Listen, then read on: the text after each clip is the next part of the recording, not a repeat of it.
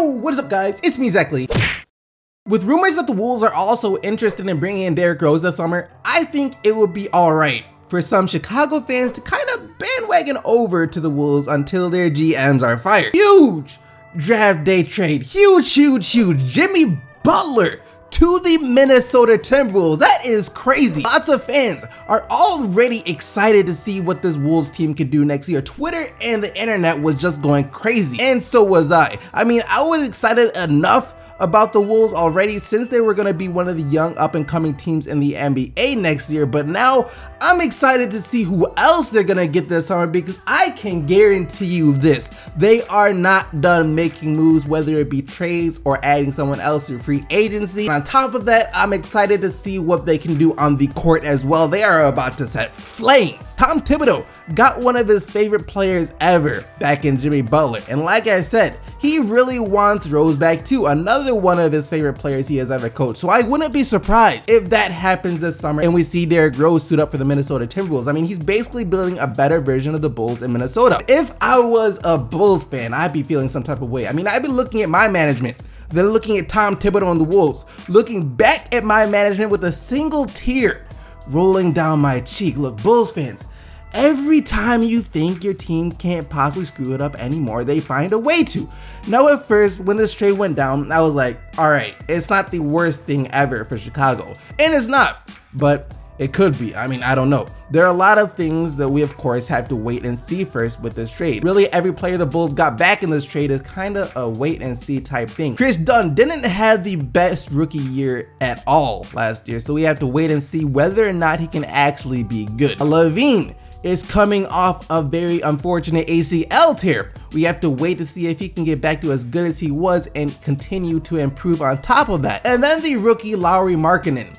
I'm definitely not one of the people who are writing him off already and saying that he wasn't the best player that you should pick, because I don't know. You never know with rookies. Like with all rookies, it's a wait and see type thing. So for the Bulls, you know, best case scenario is that Dunn has an amazing turnaround year where he shows the potential we all saw in him before he was drafted. Lavine comes back stronger than ever and keeps getting better, and Lauri does become a Dirk-like player. If all of that happens, then all of a sudden this becomes a great trade for Chicago, and the Bulls front office looks like geniuses, which they still wouldn't be. Heck, if even two of those things happen, it still becomes a great trade for Chicago.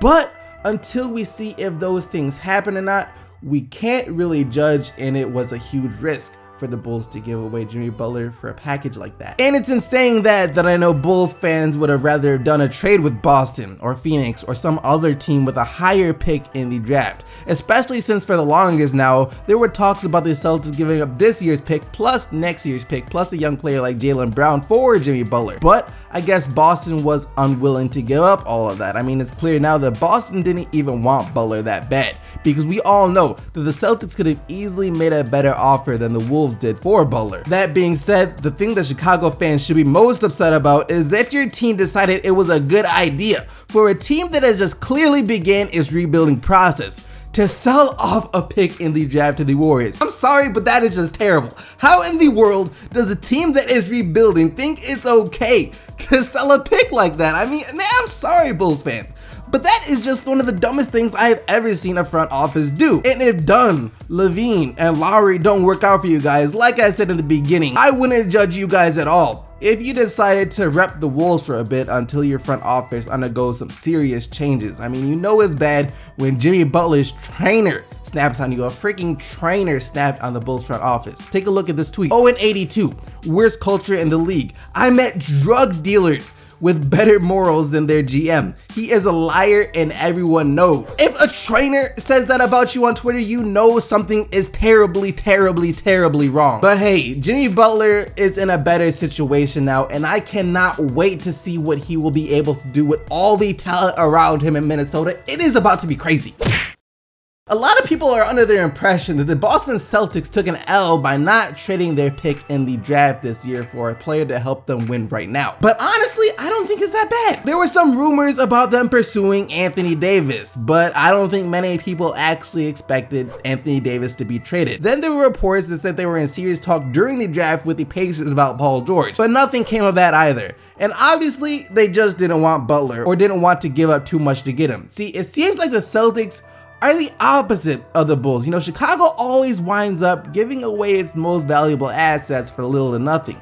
And Boston refused to give up a single thing unless they get dollars on the penny in return. And according to Danny Ainge, the Celtics really like who they drafted in Jason Tatum, and I like him too. He looks like he could be a really good player in the league. I mean, they said they would have taken him #1 overall in the draft if they didn't trade down with Philly in the first place. So the fact that they did and got another lottery pick out of it in either 2018 or 2019 is a W in my book. And really, no one knows at this point what path the Celtics are taking, if it's the win now or rebuild phase. Personally, I think it could just be a whatever happens type of thing, or they're just trying to grow organically, you know.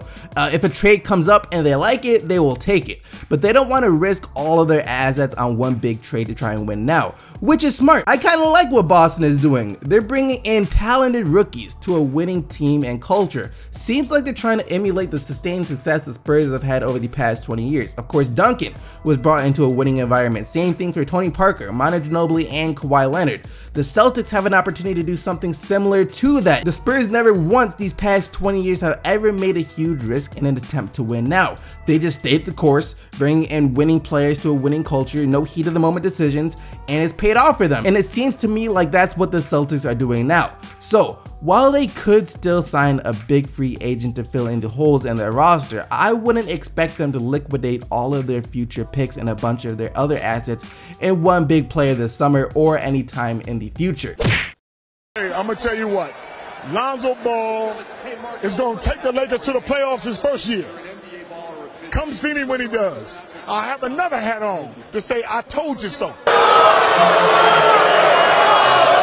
I'll talk about this for a quick second because there isn't much to say, as we already pretty much knew what was going to happen within the first 2 picks of this draft. Sixers got Fultz and the Lakers got Ball. I mean, the one thing that I found the most interesting about those picks, besides the fact that those 2 teams are about to be lit next year, is that Joel Embiid apparently told Ben Simmons he wants him to dunk all over Lonzo Ball in the NBA. Joel Embiid really is one of a kind, and this could really be a great rivalry brewing between these young 2 teams, and I'm excited for it.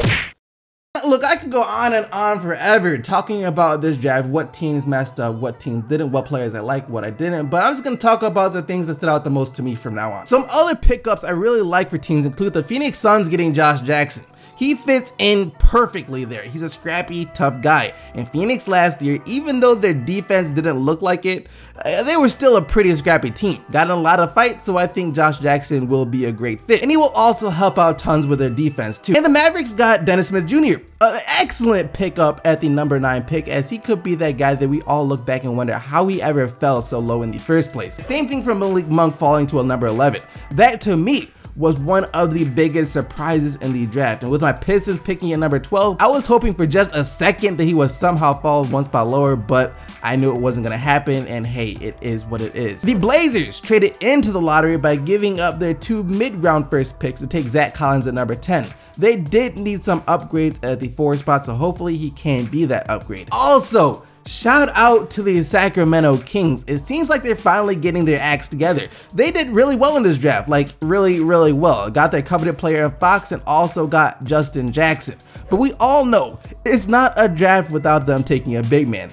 So they got one of the ones that is another huge wild card in this draft, Harry Giles, which is fine. I mean, Sacramento already has a solid front court, so if he doesn't work out and can't stay healthy, it's no big deal. I mean, it's a gamble, but one where they probably don't lose too much on taking him at #20. And lastly, the Utah Jazz also traded into the lottery to select shooting guard Donovan Mitchell. He is a really explosive shooting guard and can score, but some people just have questions about his height since he's only 6'3". But he's a scorer, and the Jazz picked up a nice young player. Lastly, I'm a Pistons fan, so I had to give my thoughts on this, and I'm happy with who the Pistons got in Luke Kennard. Look, he's a scorer and a shooter. The Pistons need a scorer and a shooter, so I'm perfectly fine with that as long as he gets some minutes under SVG. And that's going to lead us to the question of the day. What was the biggest surprise to you this draft? Did your favorite team take the player you wanted them to take? Also, What do you think about the Bulls-Wolves trade? Let me know down in the comment section below, but now let's take a look at what you guys said in yesterday's video. And yesterday, after Phil Jackson said that he was open to trading Porzingis, and there were reports that some teams were coming pretty close to trading for Porzingis, I asked you guys if you think Porzingis will get traded, and here's what you said. Not a single player in the NBA wants to come and play for New York, and now we are trying to trade the one person that wants to play for our team. Phil Jackson will be irrelevant without MJ, Scottie Pippen, and Kobe and Shaq. This guy is more of a joke than the Nets. That was harsh. If Phil Jackson trades Porzingis, we riot. I'd say the Knicks organization took a W last night just because Porzingis wasn't traded. Also, I kind of like the guy they drafted in Frank. But that being said, I don't think they will trade Porzingis. Phil could just be using this as a scare tactic to make sure Porzingis doesn't skip any more exit meetings or something like that. Look, I don't care who you are. No one ever trades away a young player like Porzingis and gets away with it. That would just be ridiculous. Like I said though, don't forget to leave your answer for today's question of the day down in the comment section below. But other than that, thank you once again for watching the video. Hope you guys did enjoy it. If you did, don't forget to leave a like and subscribe for more daily NBA videos. And until tomorrow, keep getting the Bucks, Team SEC, and I'm out of here. Peace!